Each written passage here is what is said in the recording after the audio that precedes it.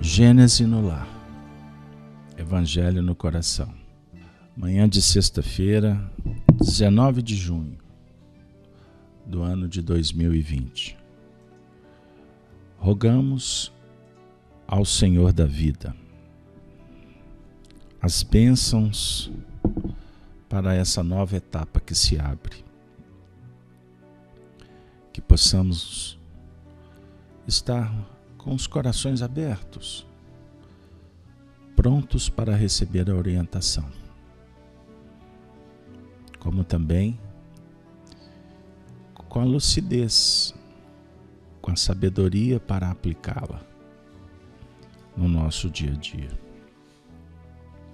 Que os bons espíritos possam encontrar em nossos corações aquela terra que favoreça ainda a dinâmica do bem e da fraternidade para com o nosso companheiro de jornada.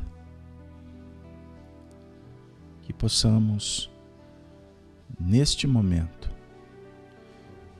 intercambiar com estas faixas do Cristo. Jesus, meigo Rabi, suplicamos a Tua presença em todos os lares aqui representados.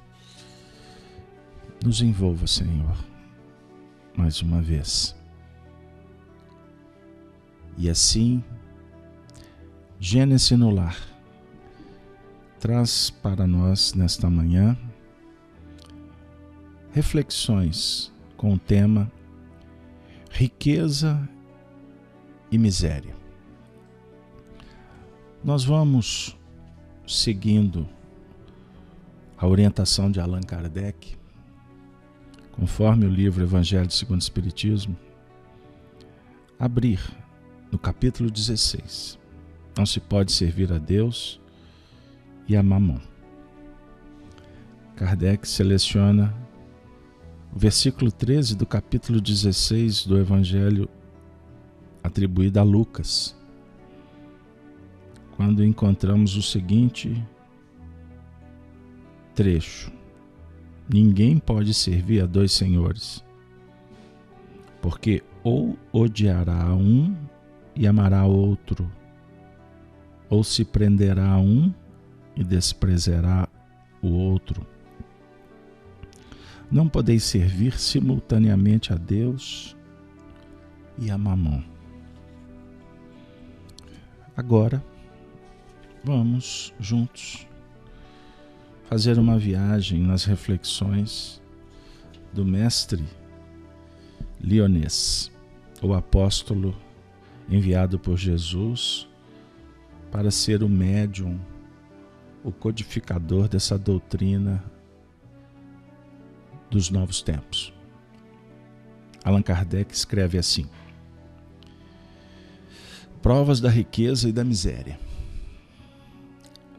Se a riqueza houvesse de constituir obstáculo absoluto à salvação dos que a possuem, conforme se poderia inferir de certas palavras de Jesus, interpretadas segundo a letra e não segundo o Espírito, Deus, que a concede, teria posto nas mãos de alguns um instrumento de perdição, sem apelação nenhuma.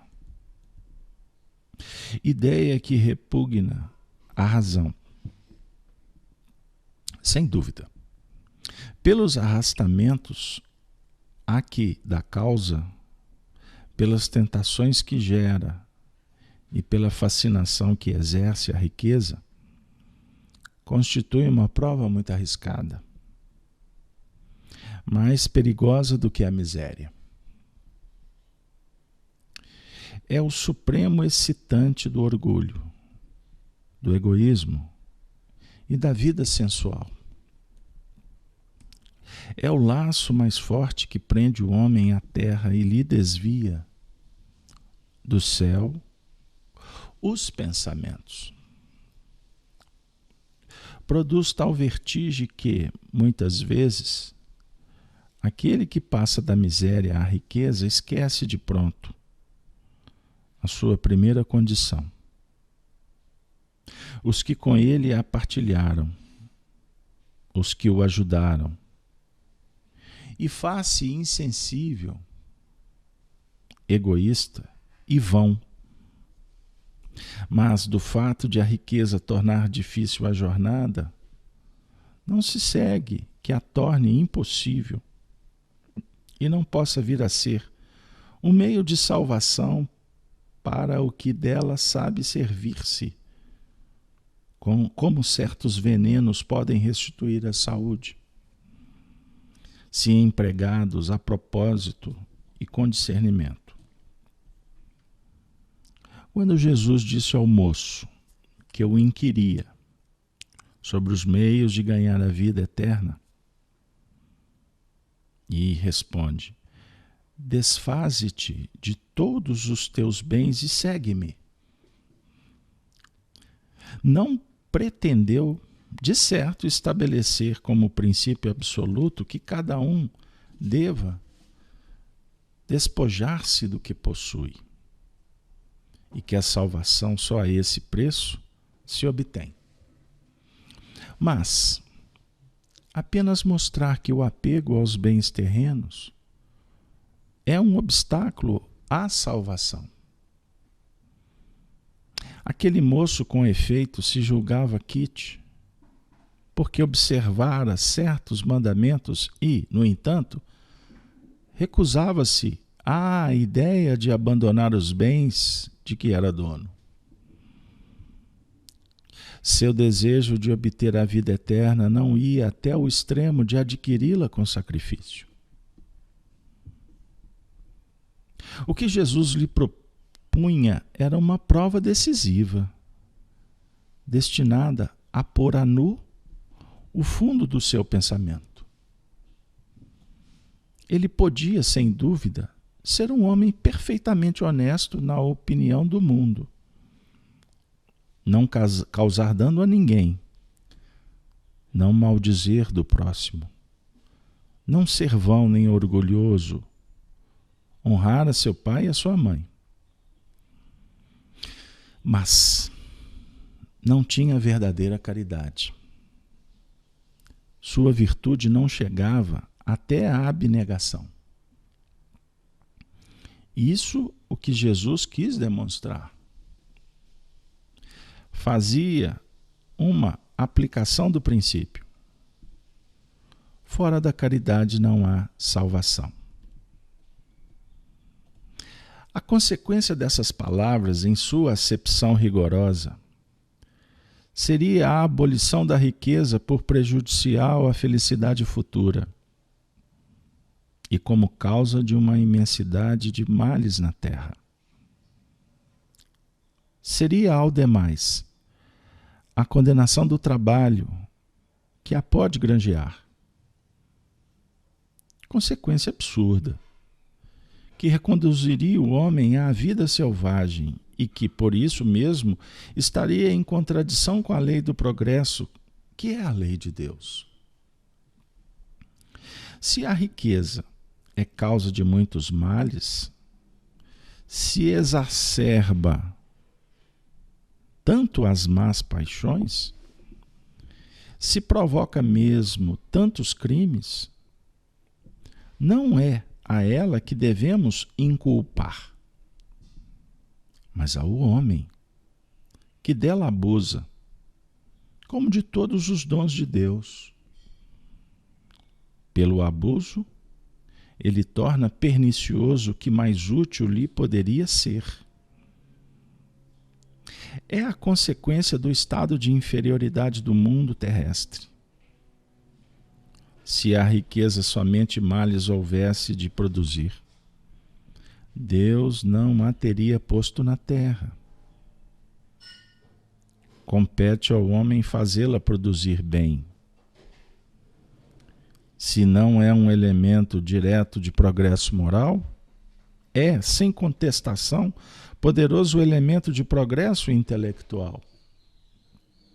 Com efeito, O homem tem por missão trabalhar pela melhoria material do planeta.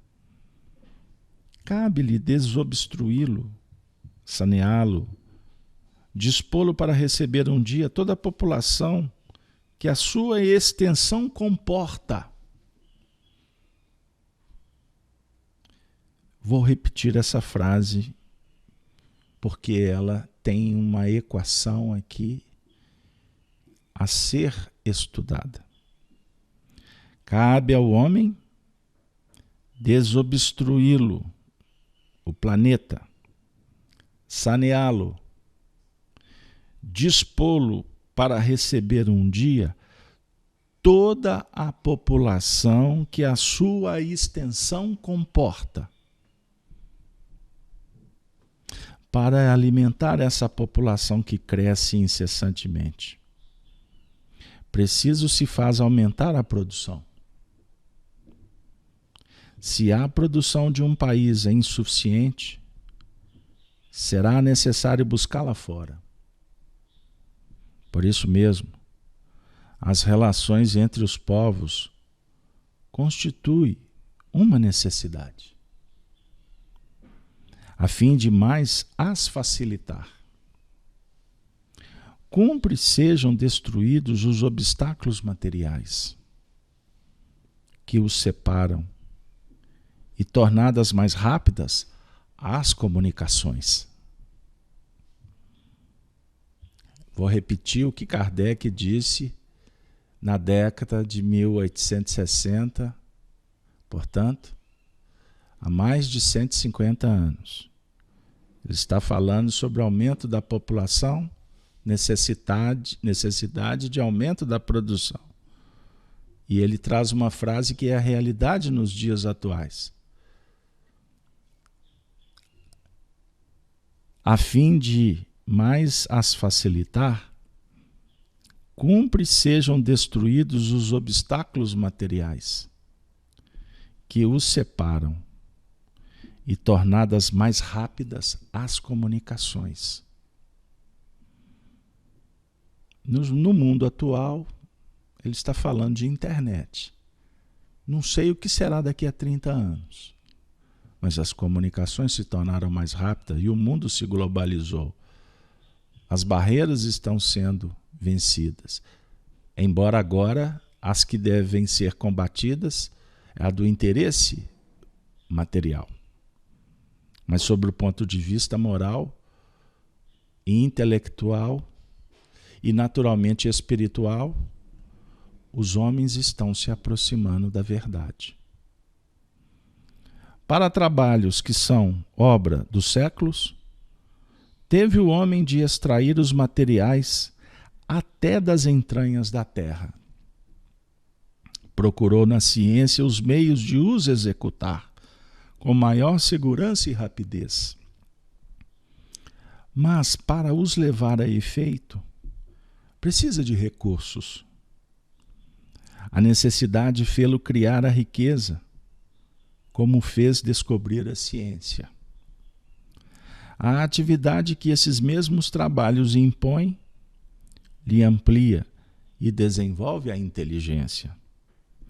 E essa inteligência que ele concentra, primeiro, na satisfação das necessidades materiais, o ajudará mais tarde a compreender as grandes verdades morais. Sendo a riqueza o meio primordial de execução, sem ela, não mais grandes trabalhos, nem atividade, nem estimulante, nem pesquisas. Com razão, pois, é a riqueza considerada elemento de progresso. Trago ainda uma reflexão sobre este ponto de vista final de Kardec. Emmanuel, na década de 1930, escreveu e superentendeu um texto que fala sobre a economia, quando ele afirma que o que sustenta a sociedade na Terra é a sua economia. cabe aos homens moralizá-la. Ponto. O texto começa numa dinâmica, falando do apego, falando das misérias morais. Mas à medida em que Allan Kardec vai desenvolvendo a teoria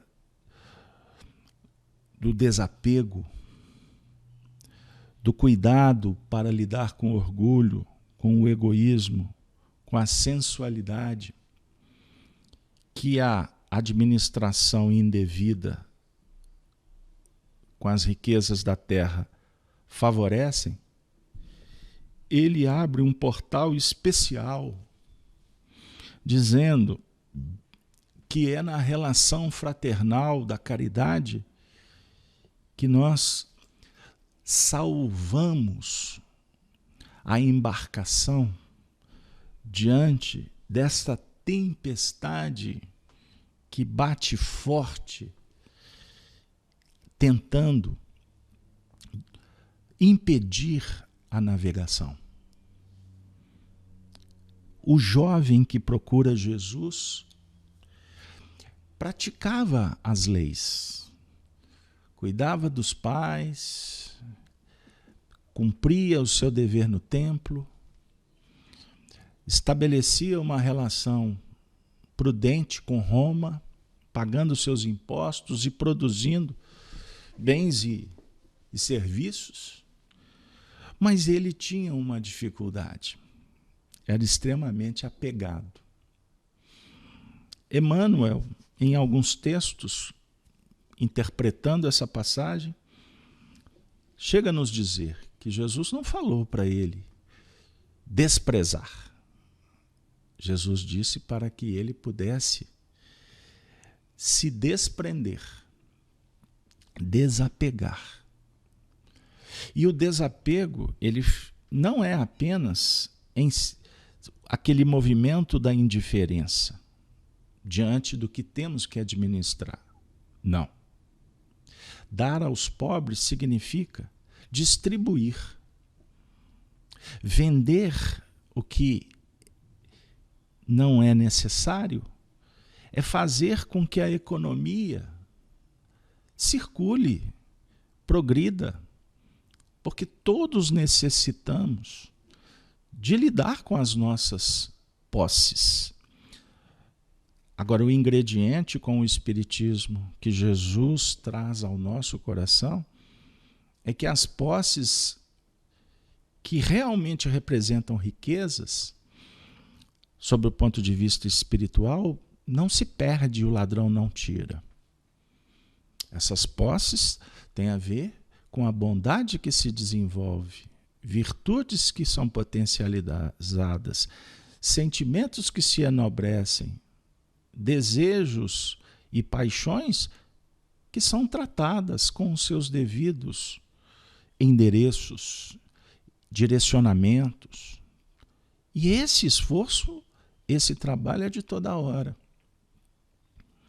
Agora, o que para os homens é riqueza, sobre o ponto de vista essencial, como estamos desenvolvendo, o é mesmo. Riqueza que produz o progresso, mas que é extremamente transitória. Está nas nossas mãos e nos compete compreender que não somos detentores. Na verdade, somos usufrutuários de tudo que passa pelo nosso caminho.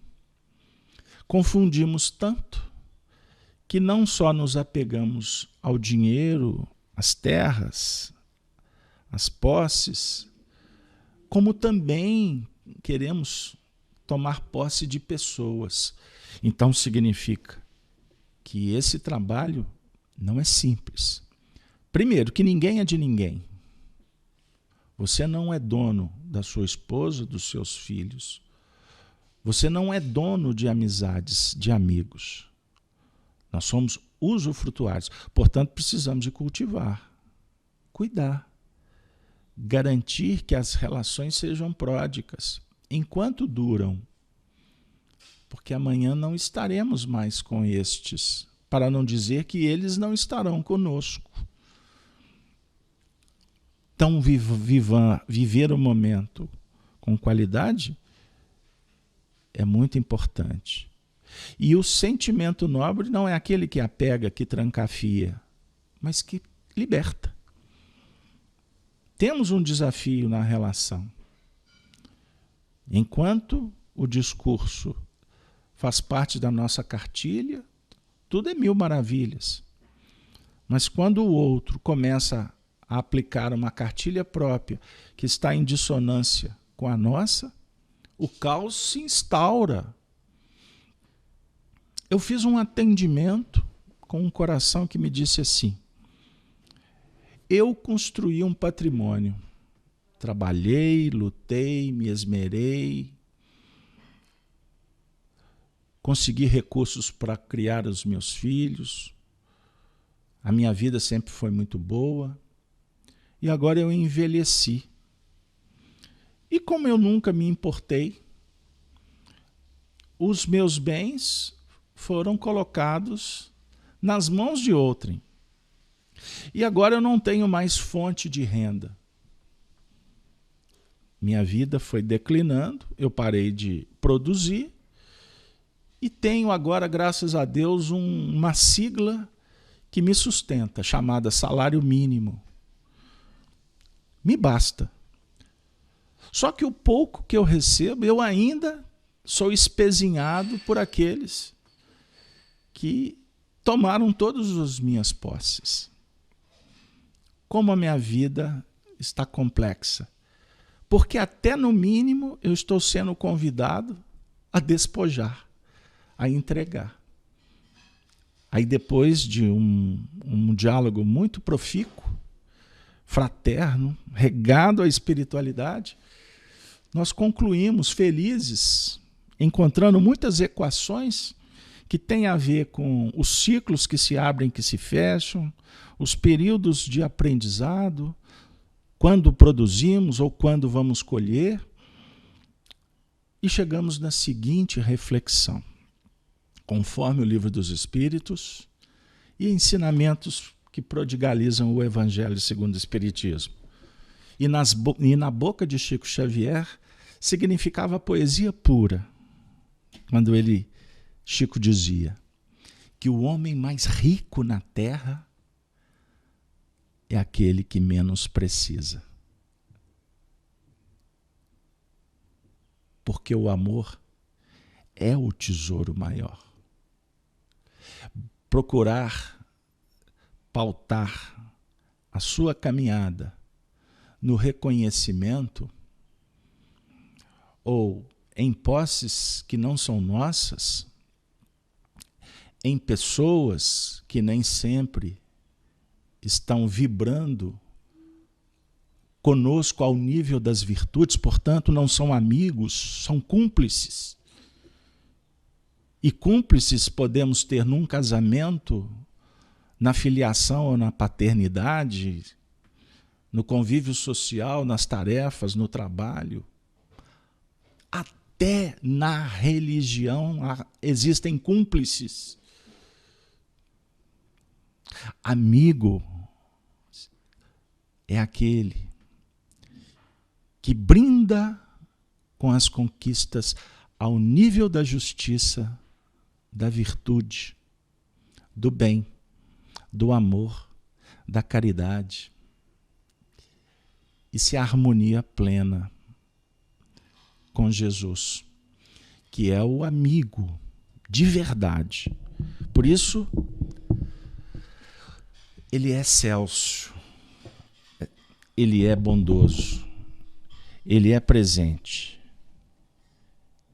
É um presente ter Jesus na nossa caminhada. Porque ele vem ao mundo para nos lembrar da nossa destinação. João Batista, no Evangelho, conforme a descrição de João no seu capítulo 1, vem para testificar para dizer para a humanidade que ele não era quem diziam. Acreditavam que João era o Messias. Aí ele diz assim, não. O que vem depois de mim é antes de mim, porque foi primeiro do que eu. E todos nós recebemos também da sua plenitude graça, oportunidade, inspiração. Porque a verdade, os ensinamentos, vieram por Moisés. Moisés representa as tradições, Moisés representa a ciência, Moisés representa a filosofia.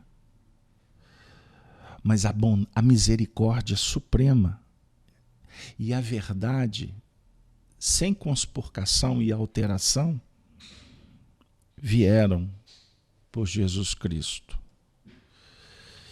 E é muito interessante porque ele diz assim, que vocês não conhecem. E ele está convosco. Ele ainda está pelos caminhos da vida ensinando e vocês não estão compreendendo. João Batista está dizendo assim, vocês não estão na faixa que ele habita. Mas ele vem para o nosso meio para dizer assim, calma, tem esperança. Aí quando nos sentimos reconfortados e que brota aquele sentimento de muito obrigado, porque o remédio aliviou, a água resolveu a sede, o pão, a fome, o cobertor que aqueceu, aí a gente diz, muito obrigado, Senhor. E nesse momento você se eleva. Você entra em relação com Ele. Nada no mundo é tão pródigo, belo. Nada no mundo representa a riqueza que está dentro do coração quando revelada pela luz do Cristo e depois irradiada pela gratidão, pela bondade, pela caridade,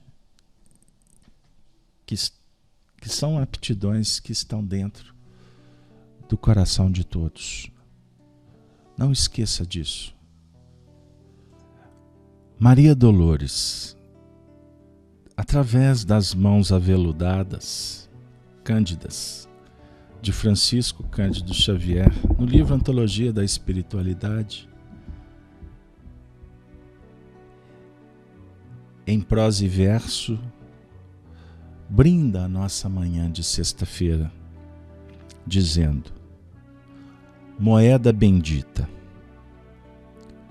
Sê bendita, moeda, quando surges, pelo esforço de alguém, amparando outro alguém que te liberta por sustento do bem. Honrada seja sempre quando atinges os mais remotos ângulos do mundo, a afeição de alavanca do progresso no trabalho fecundo. Respeitada te vejas como apoio na civilização dia por dia, espalhando na terra em toda parte reconforto e alegria.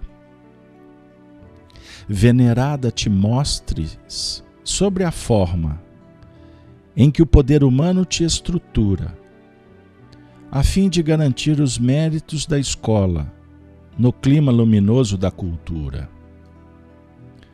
Sê bendita, porém, com mais grandeza, onde a força que encerra se consome, para ser pão e luz, abraçando e extinguindo a penúria sem nome. Enaltecida sejas com mais glória, na sombra em que teu brilho sobrenade, para lenir a dor que obscurece as trilhas da viuvez e da orfandade. Louvada sejas mais ardentemente, na mão fraterna e boa que te alcança, a fim de transformar-te vida em fora, em fé, socorro e paz, caridade e esperança. Por toda a evolução que orientas e trazes, onde a vida, moeda, te afeiçoe, mas sobretudo pelo bem que fazes, Deus te eleve e abençoe, onde a vida propõe trabalho e que possas te afeiçoar nessa senda do trabalhar, do amar, do encantar, do poetizar nas terras sagradas do coração, envolvendo a todos nossos irmãos. Eis o chamamento divino. Aonde você se encontre, saia para o mundo, diminuindo o desencanto. Sê luz,